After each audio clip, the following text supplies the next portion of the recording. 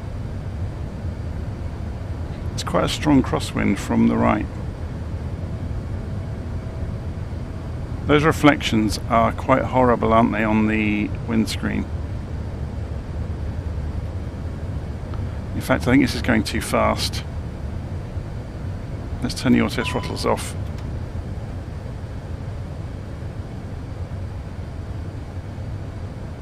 I'd rather be stabilised than slow.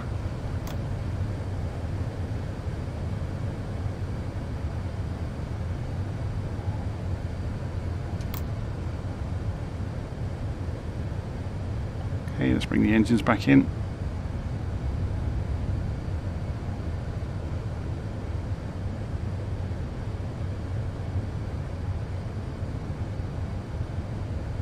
Yeah, so I'm not too keen on those reflections making it difficult to see through. Okay, we're IFR anyway, so we are just using the glide slope and the localizer, but it's still annoying.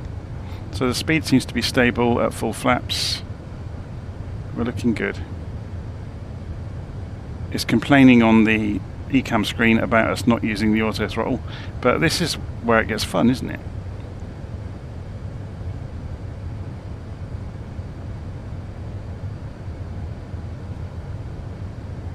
So that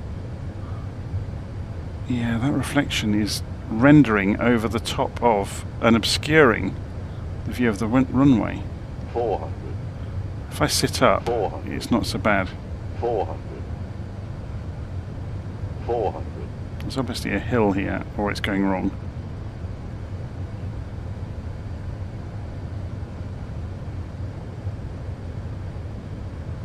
The wind has suddenly cut away as we descended. So from having a 25 knot crosswind, we're now up to a 6 knot headwind.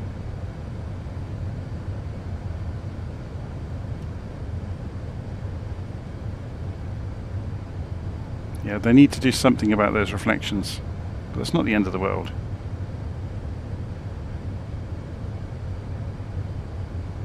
$50, $40, $30, $20, $10, $5. Not quite on the centre line, but I'll take it. So reverses. So reverses aren't really doing much.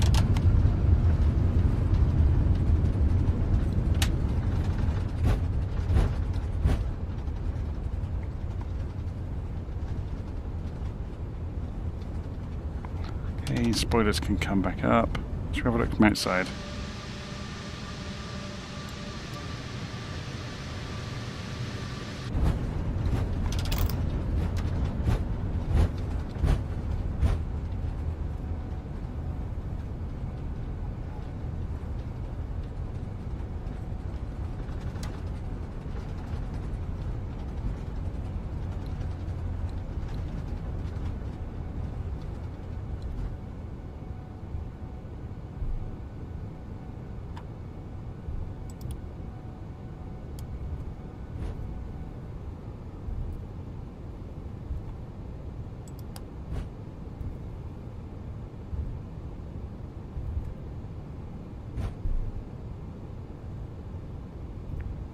Go down to the gates, I suppose.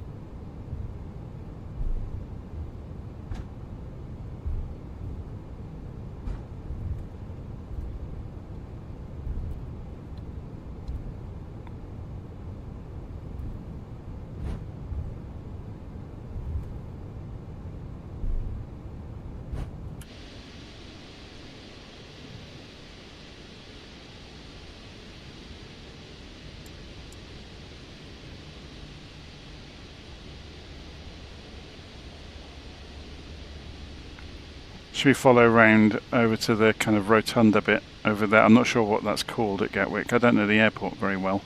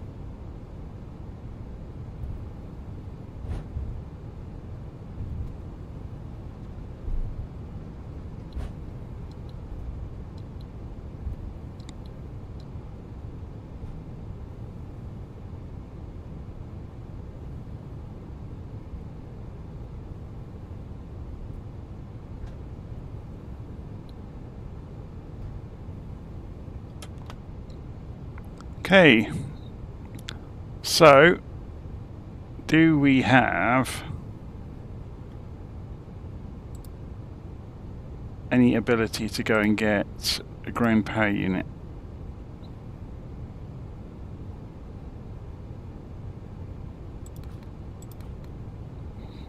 So now we're on ground power. Oh, let's go and turn the lights off as well. So we can shut the engines down.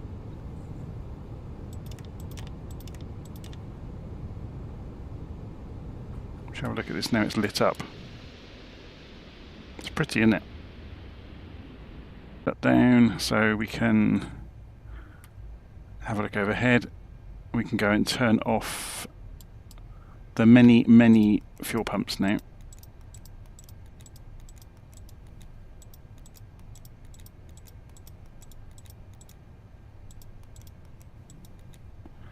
And work our way backwards around doing everything. So nav lights can come off, beacon lights are off because the engines are off, the exit lights can be powered down, seatbelt signs can go off, and then you hear the mayhem behind us. Logo sign off, strobes off. I think we're more or less there. Just turn the ADIAs off. And obviously, yeah, we can go cold and dark if you want to. But yeah, there we go. Flew the A380. I didn't think it was going to work. I thought we were going to get a crash at some point, but that was incredible. So someone in so Coda is saying Stansted has got, yeah, there's a lump in the, there's a step, isn't there, in the taxiway at Stansted on the way into the runway. You have to kind of edge your aeroplane over it very carefully. That looks amazing though, doesn't it? Very cool. So I'm presuming this is where we come unstuck, isn't it? We go for these reach goals. So can we get the jet bridge? Apparently not. We've opened the door for it, but it's not going to animate. Oh well, it was worth a go, wasn't it? Well, I'm going to leave it there for the evening. Hopefully you've enjoyed that. That was the Airbus A380 from FlyByWire. This is the development version of it, which you can freely download off the internet, and it works. It seems to work in 2024. There were a few little niggles here and there, like you saw during approach. I was quite hampered by the reflections in the windscreen, stopping me actually seeing what was coming. There were a few little issues with just you know, flickering of switches and stuff when we were starting the airplane up, but nothing that was disastrous, nothing that affected the airplane. Okay, so I'm going to leave it there. It's midnight here. I'm going to go collapse in a heap, and it's, I can't believe it's nearly 30 degrees at this time of night. Okay, see you all again soon. Take care.